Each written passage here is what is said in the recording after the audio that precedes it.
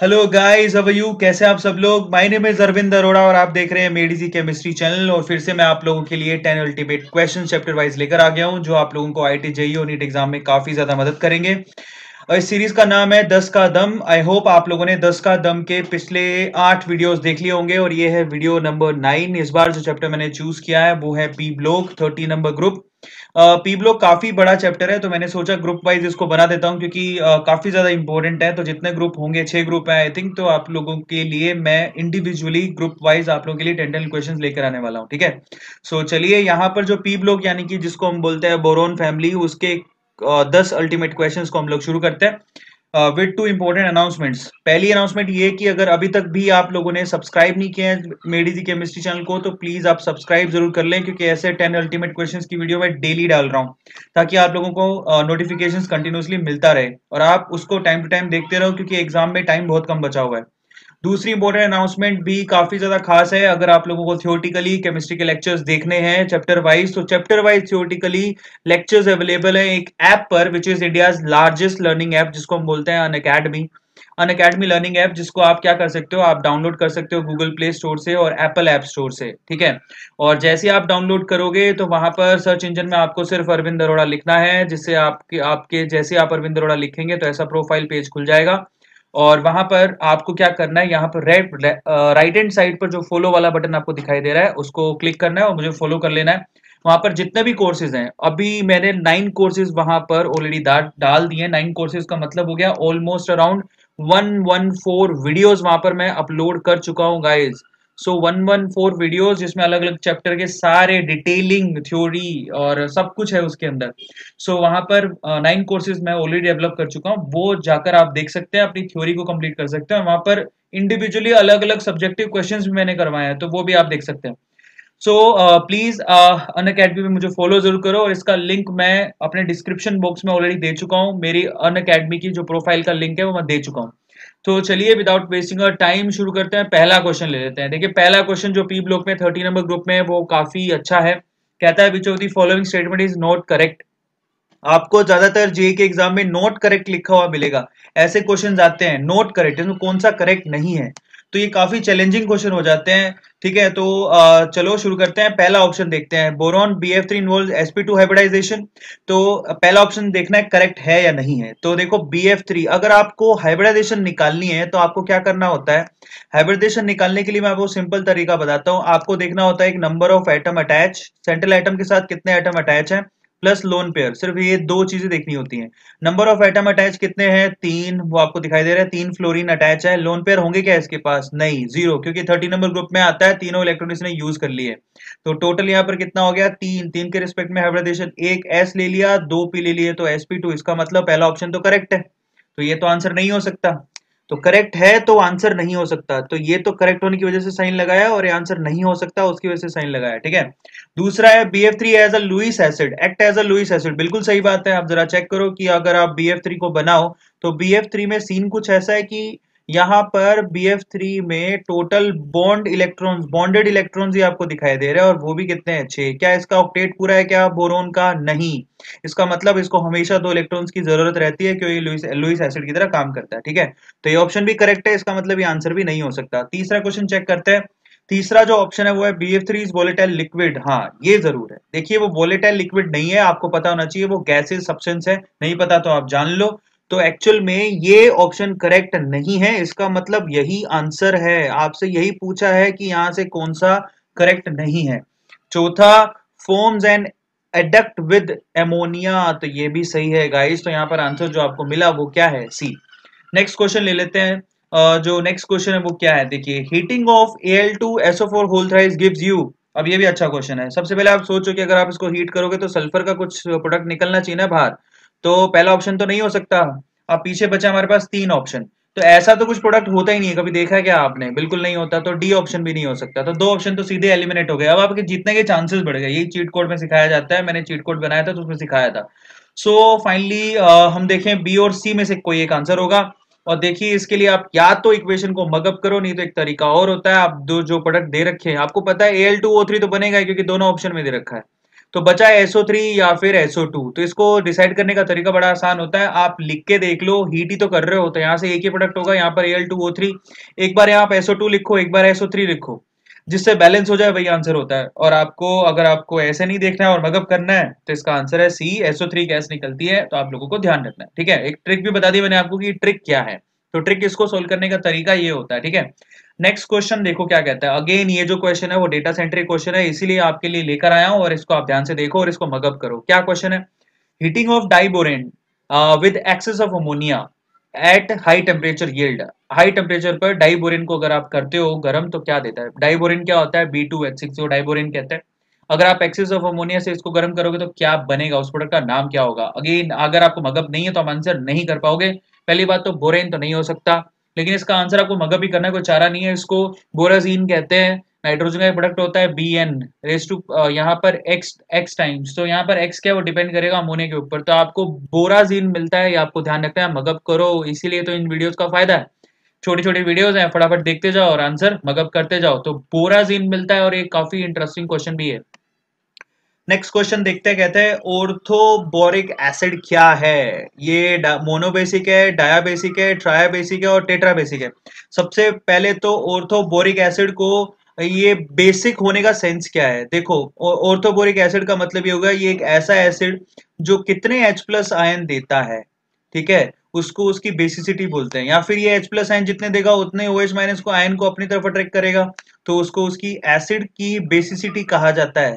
जितने H+ ion दे या जितने OH- को अपनी तरफ अट्रैक्ट करें। तो आपको पता होना चाहिए ये जो ऑर्थोबोरिक एसिड है उसका फॉर्मूला होता है H3BO3, यहाँ मेंशन्ड है पहली चीज। तो दूसरा ये वीक एसिड है तो तीनों हाइड्रोजन नहीं दे सकता, ये सिर्फ एक ही H+ को बाहर निकालता है, तो इसका मतलब ये क्या हो गया, मोनोबेसिक।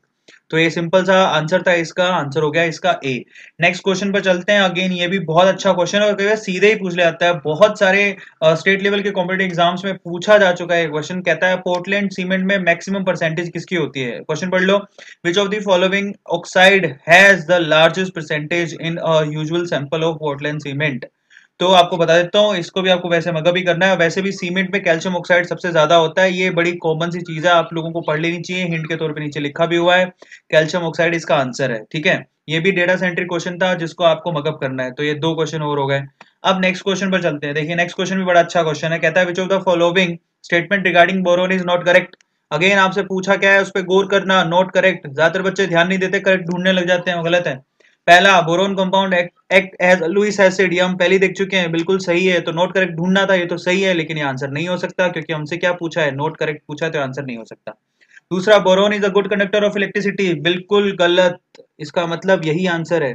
ऐसा क्यों, क्योंकि बोरोन जो है मेटल तो नहीं है, ठीक है, ये नॉन मेटल होता है और ये अच्छा कंडक्टर नहीं होता। इसका मतलब ये स्टेटमेंट गलत है और आंसर हमारा यही है, तो हमें आंसर तो मिल गया। तो आंसर इसका क्या होगा, बी। लेकिन नीचे फिर भी देख लो, आपकी नॉलेज के लिए ये क्यों क्वेश्चन लिया, क्योंकि आपकी नॉलेज के लिए नीचे दो फैक्ट फाइल और दे रखी है।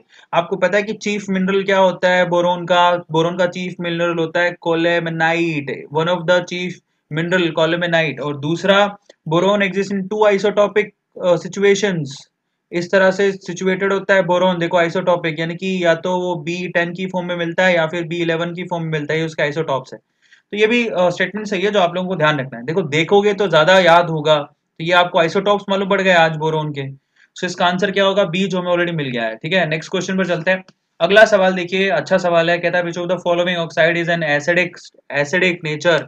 जिसको नहीं पता है आप लोगों को पता होना चाहिए, जरा मैं बता देता हूँ। अगर आप ऑप्शंस को देखो तो कहाँ जा रहे हो, बोरॉन ग्रुप नंबर है तो ग्रुप में जा रहे हो top to bottom, boron, aluminium, gallium, indium. जब भी आप टॉप से बॉटम की तरफ बढ़ते हो तो जो एसिडिक नेचर होता है बेसिकली वो घटने लगता है, क्योंकि मेटेलिक प्रॉपर्टी जो होती है वो बढ़ने लगती है, और मेटेलिक प्रॉपर्टी बढ़ने लगती है तो इलेक्ट्रॉन को डोनेट करने का पावर बढ़ता है, इसका मतलब बेसिक प्रॉपर्टी बढ़ने लगती है, ठीक है।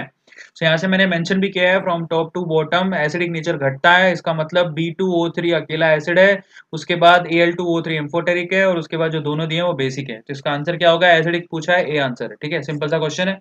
अगला जो सवाल है वो है the diagonal relationship of boron. Boron का डायगोनल रिलेशनशिप किसके साथ है, इसके लिए आप लोगों को टेबल याद होना चाहिए।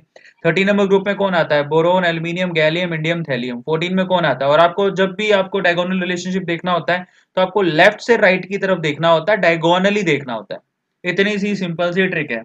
तो यहाँ पर 14 नंबर में है carbon, silicon, germanium, SN and Pb। तो आप लेफ्ट टू राइट देखो, डायगोनली देखो, तो आंसर क्या बना है इसका? सिलिकॉन। तो ये लो जी, आंसर आ गया इसका। इसका आंसर बना है बी। अब लास्ट दो क्वेश्चंस बचे हैं, वो ये हैं, और वो बहुत अच्छे क्वेश्चन है और काफी बार पूछे आ चुके हैं, और इसीलिए मैं आप लोगों के लिए लेकर आया हूं। अब ये इसमें आप लोगों को मगअप ही करने हैं। वैसे अगर आपके ये केमिकल रिएक्शन याद है तो हो जाएंगे, नहीं तो नहीं होंगे। तो देखो, जो सेकंड लास्ट क्वेश्चन है वो क्या कहता है? अच्छा क्वेश्चन है। The reaction H3BO3। अब यहां से जब आप इसको 375 केल्विन पर इसको हीट करते हो बेसिकली, तो A यील्ड होता है। फिर 475 पर क्या होता है वो आपको बताना है। B क्या बनेगा? फिर रेड हीट करते हो तो C क्या बनेगा? आप कंटिन्यूसली गर्म करते जा रहे हो।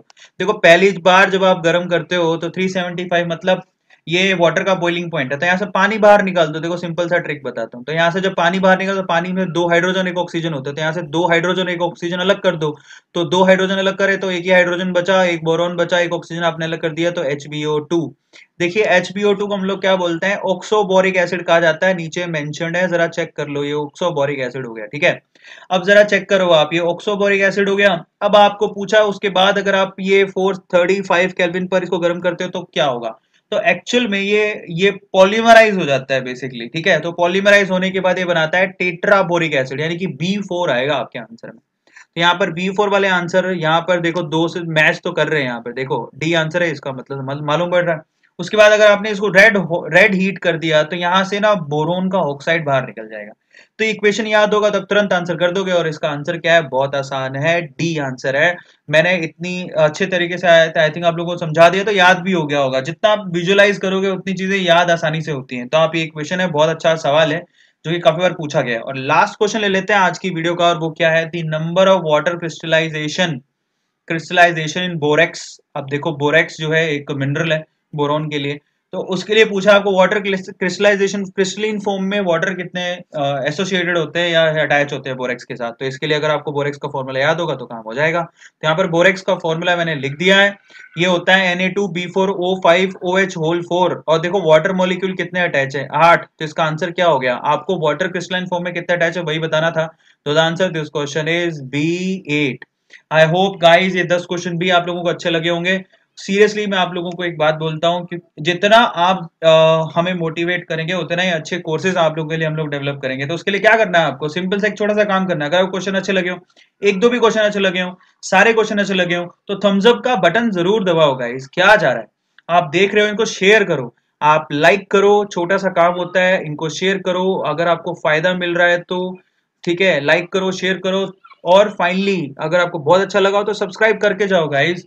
दिल बड़ा रखो, हम भी तो इतनी मेहनत कर रहे हैं आप लोगों के लिए, आपको छोटा सा काम करना है, ठीक है। So guys, best of luck for your exam preparation. मैं जितनी वीडियोस बना रहा हूँ आप लोगों को ध्यान में रख के बना रहा हूँ, ध्यान रखिएगा। मेरा जितना एक्सपीरियंस है 7 ईयर एक्सपीरियंस हो गया, तो जितने मुझे क्वेश्चन मिल पा रहे हैं जो कि इंटरेस्टिंग है मेरे ख्याल से, जो इंपॉर्टेंट भी होते हैं, उनको मैं आप लोगों के लिए लेकर आ रहा हूं। बस आपको सिर्फ इतना करना है कि अपना कॉपी लेके बैठ जाओ, पेन लेके बैठ जाओ। जब भी मैं वीडियो शुरू करूं, मेरा एक पर्टिकुलर टाइमिंग है। मॉर्निंग में सुबह 8 बजे मैं एक वीडियो अपलोड करता हूं, तो ये वीडियो आपको सुबह 8 बजे मिल ही जाएगा।